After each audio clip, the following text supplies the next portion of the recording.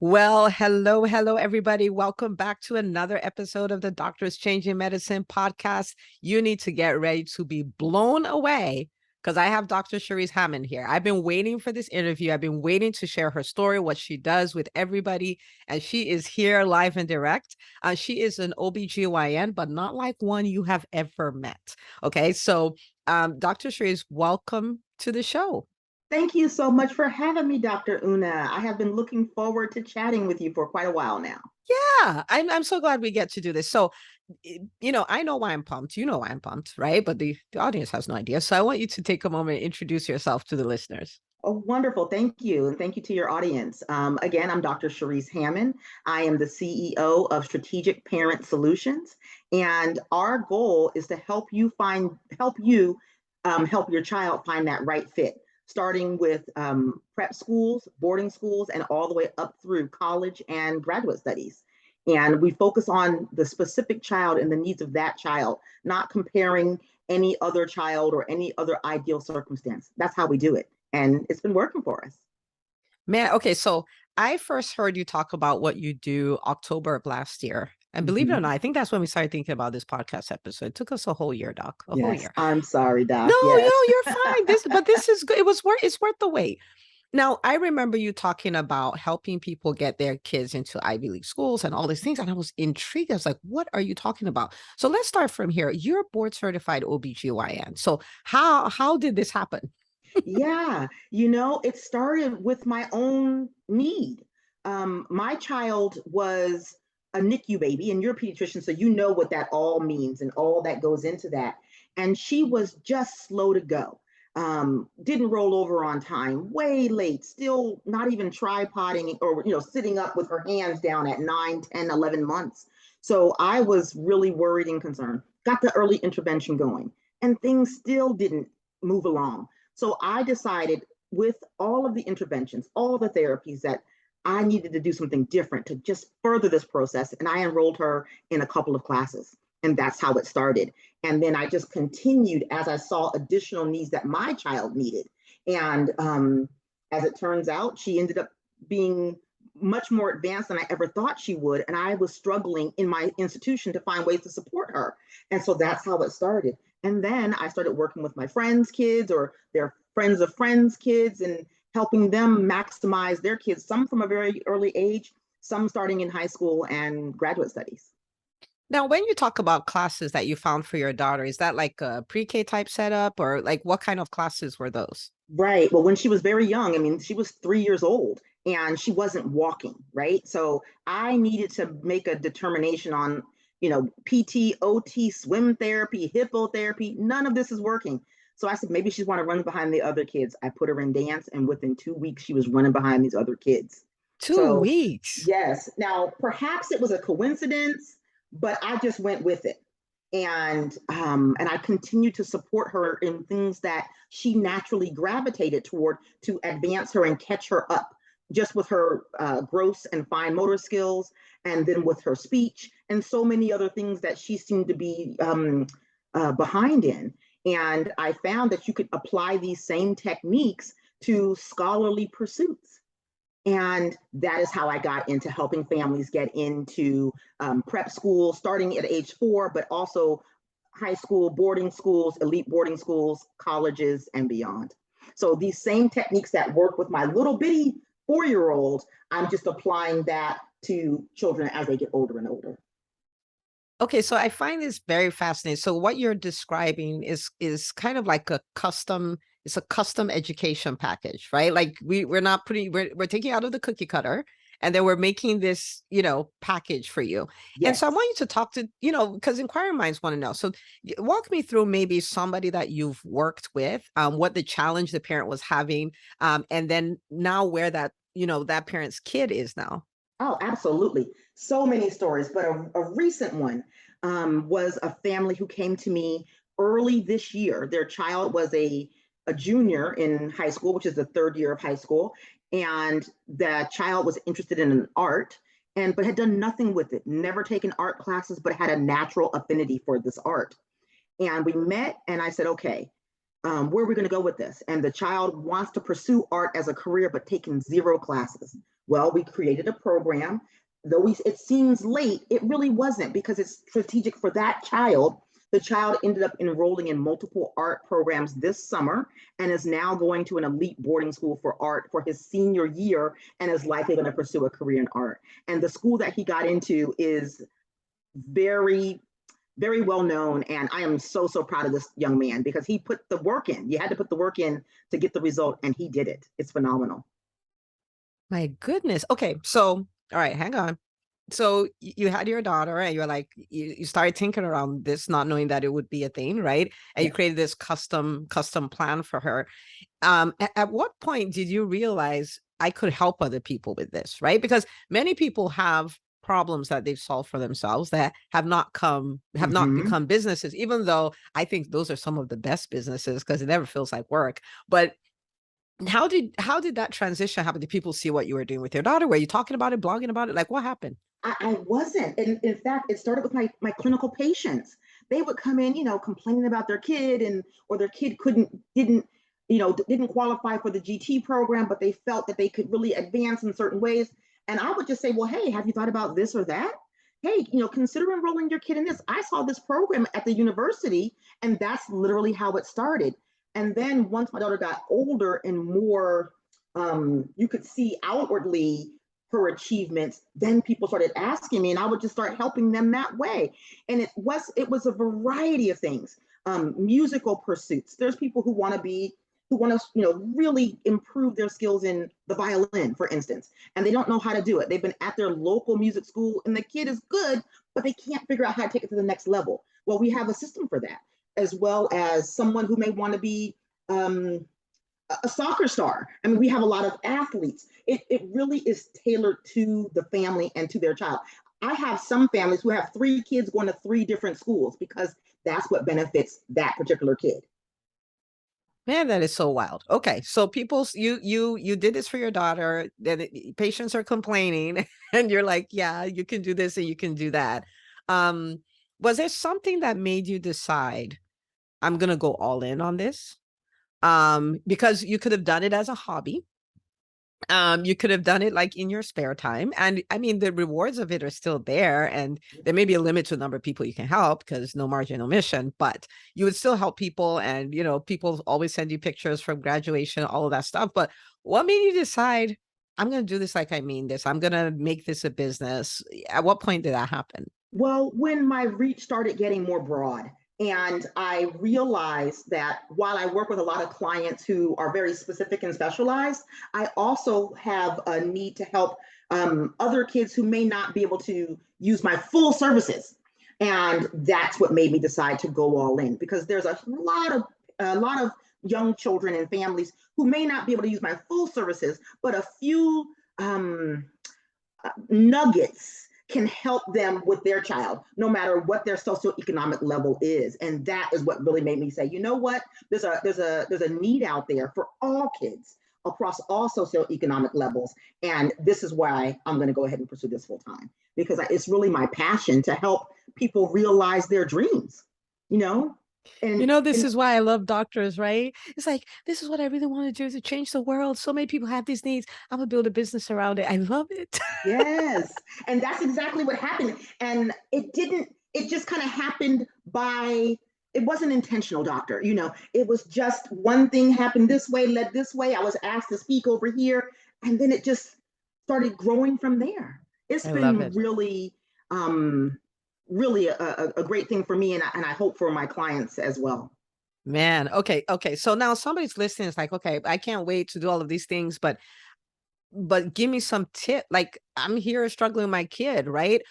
And sometimes it's not even so much a struggle as, as parents, sometimes we feel that we are not helping them actualize their potential, Mm-hmm. right? That is like, am I doing all I can so they can become all they can be, right? And so some, you know, parent is listening to that right now. What do you tell them? Where do they start? What are things they should consider? Right. It depends on the age of your child. But if we're going to start as early as possible, let's start toddler, young elementary school kids.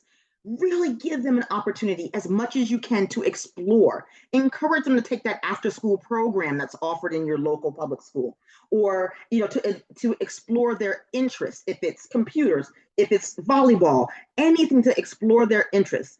As they get a little bit older, around about 10, 11, you kind of want to see what is their thing, or what are their 2 or 3 things that they're really interested in, and help them focus in on that. And then you start pouring more of your energy and effort into that or those couple of things. And it can be one academic thing like math league team, and it could be piano, or it could also be diving, or what have you. It could be a variety of things. And then once you figure out what those couple of things are going to be, you help them get additional training if it's available in your area, so that they can go further with it. And oftentimes, by the time kids are in middle school, they kind of know what they really like to do, and you really can't force a kid at that point to do things like we think we might be able to. You and I know, as a parent, you really can't. As a pediatrician, by the time they're about 12 years old, they have to have some desire to do it, and then you just support that desire. I'm going to probably get a little bit of feedback on this, but I have kids who are also really, really interested in gaming, and so I'm like, okay, you love gaming. What can we do with that, rather than sitting and playing games all day? And now these kids are building their own games. We found them curriculum. We found them things so that they can take that even further to the next level. So everything that they're interested in, there is a way to maximize it more than just the surface level. And that's what people are finding, that like, wow, I didn't know my kid had this in them, if you support their love and encourage them along the way. Okay. And I have 4 kids, and so I'm going like, "Where in the world am I gonna find the time to do all these things and put them in 4 different schools and all of that," right? And so you deal with, and I'm sure this objection comes up a lot, like, "Where am I gonna find the time?" So how do you help them find the time? Because there's Yes. always a way. There's always a way. And a lot of skills are transferable, right? So there are some families, like you mentioned, who've got 3, 4 kids who are all kind of bunched in age within a year or two apart, and they really won't be able to go to the softball field and to the ice rink. So we try to figure out what's the best. What can we do to maximize the the family's goals as a whole. And as a mother, I get it. I'm tired when I get home from work. I still got to cook dinner. Everything's not about the kids and their activities, but what we can also do is things at home as well. Everything doesn't have to be something that you pay for. That's something that I really specialize. I was mentioning in my other larger groups that I meet with, on things that you can do at home to maximize your child, that doesn't require spending money or leaving your home to do it. And it just gets you have to get a little bit creative, but it's available. And I'd be happy to talk to any of your listeners about how they could be able to do that. See, you guys see why I brought her here, right? Like even the time thing, she's like, "What are you talking about? We do family goals, right? It's not just about throwing on a bunch of activities, all of Absolutely. that." This is so good. Okay, and I'm really excited we brought this conversation to the physician community because, of course, we want to set our kids up, to succeed. And I'm so grateful that there is a resource. You are a resource for that. And so on one side, you're building a business around your passion, which I always love, featuring physicians who are doing that and just bringing change in their own way. And then for physicians, this is really valuable information. So people are going like, Dr. Una, great conversation. Can you tell us where to find her? They're like, we're done with you, Dr. Una. Absolutely. I am at strategicparentsolutions.com.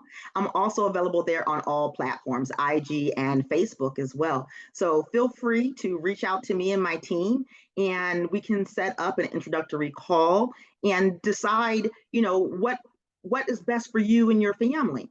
And for physicians in particular, uh, we know what we did to get to where we are now. And honestly, the road has changed, Dr. Una. It is a different path. And this past year, it was very sobering for families who were sending their kids to colleges. It was very sobering. And the game has changed. So for our kids who are striving to go to college, we have a different plan. We have, after this COVID era, the post-COVID era is completely different. SAT optional. You've got to really think about all of that as you're trying to figure out what's going to be the best fit for your kid. So I get it that these doctors, who have kids at that level are probably like thinking, oh my goodness, what am I going to do? Because I've heard about what happened last year. And, it's not too late. There's still a plan and there's a right fit for your kid. And that's the key. Once we get folks to realize that, Harvard may be the fit or fill in the blank school may be the fit, but there's a whole lot of schools you may have never heard of that actually will support most of your child's goals. And it may be that fill in the blank school, but it may be a school you've actually never heard of that I can, help you find. And so I get that worry as a physician, and I'm hopefully going to be able to help people with that. Again, you guys see why, because I heard her talking about this. I was like, what? Like, you actually do that? And I have 4 littles and I do many things. I have many projects, but they're my number one assignment, right? Like, it's all the other stuff is, it's the other stuff. they're the assignment. And so I am really grateful for what you do. And one is that you are a physician who's a shining example of what is possible. You can build a business outside of medicine. That's what you want to do. Of course, we're not here recommending physicians leave medicine. We need doctors in medicine, but if there's a passion you've had, if there's a mission you have, you can actually chase it. And you're wired to do that. If there's skills you don't have, you can acquire them. Just like you've done and created, this whole other thing for yourself. And it's super exciting to see. With this podcast, I typically tell people that this is more than a podcast. It's a movement. It's a movement of change. There's a million of us. If we don't like the system, we can change it. And so I always tell them, it's great to listen to the episode. You get so much out of it, but I want you to share the episode with another doctor, with other doctors, so they're aware of what is possible, right? Because there's someone who's been sitting on a mission, not realizing what they can do with it, right? Someone's been doing something as a hobby. They've secretly wanted to do it as a business, not realizing that that's an option, right?